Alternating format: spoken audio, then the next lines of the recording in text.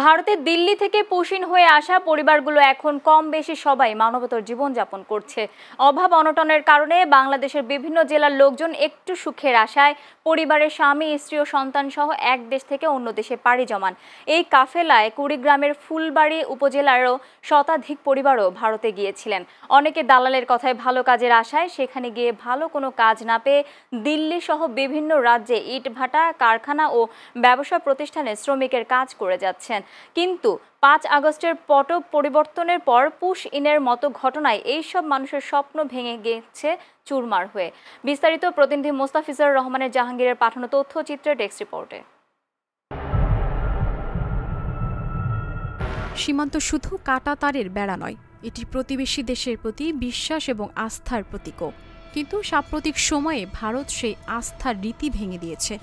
কূটনৈতিক শিষ্টাচার ও মানবিকতার ন্যূনতম মানদণ্ড উপেক্ষা করে মানুষকে ঠেলে দিচ্ছে বাংলাদেশ সীমান্তের এপারে। এটি এক রাষ্ট্রের সঙ্গে অন্য রাষ্ট্রের শত্রু খেলা নয়, বরং শত্রুতার আড়ালে দুর্বল মানুষের জীবনকে নির্মমভাবে ব্যবহার করার এক কৌশল। ইতিহাসের পুরনো বিভাজনের দাগগুলো নতুন করে রক্তাক্ত হচ্ছে ভারতের এই পুশিন নীতির কারণে।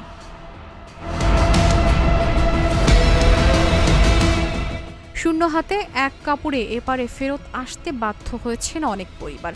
সম্প্রতি ভারত থেকে পুশিন হয়ে দেশে আসা বেশিরভাগ পরিবারগুলোই মানবেতর জীবনযাপন করছেন। ফুলবাড়ী উপজেলায় পুশিন হয়ে আসা কয়েকটি পরিবারের সাথে কথা বলে জানা গেছে তাদের মানবেতর জীবনযাপনের কথা। আমরা ছিলাম দিল্লিত ইট ভেটার, তা হঠাৎ করে পুলিশ ধরিল, ওই দিল্লির পুলিশ ধরিয়ে দিয়ে পাঠাল আমার বাংলাদেশত। ঢাকার পক্ষের বক্তব্য মূলত ভারতের আন্তর্জাতিক আইন ও দ্বিপাক্ষিক সার্বভৌমত্বের স্পষ্ট লঙ্ঘনকে কেন্দ্র করে। বাংলাদেশ বারবার কূটনৈতিক চ্যানেল ও পতাকা মিটিংয়ের মাধ্যমে এই কার্যক্রমের প্রতিবাদ জানিয়েছে।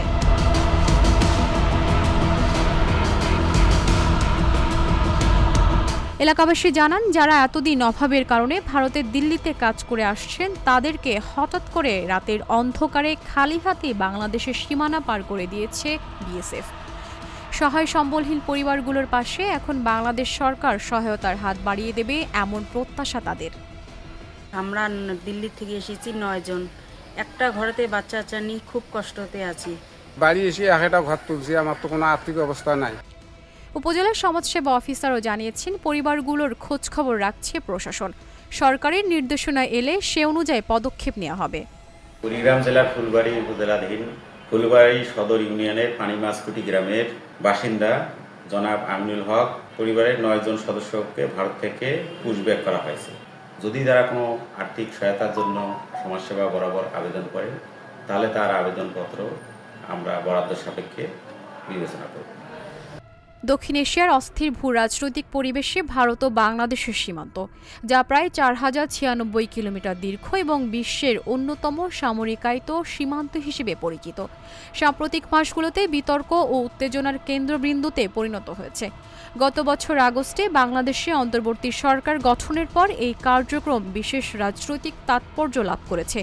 এতে বহু মানুষ, প্রধানত বাংলাভাষী মুসলিম বলে, যথাযথ প্রক্রিয়া বা কূটনৈতিক সমন্বয় ছাড়া সীমান্ত দিয়ে বাংলাদেশে ঠেলে পাঠানো হচ্ছে।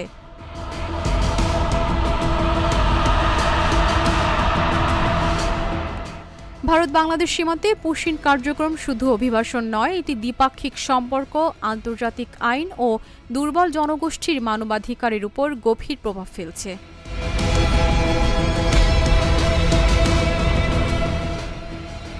Channel S news desk.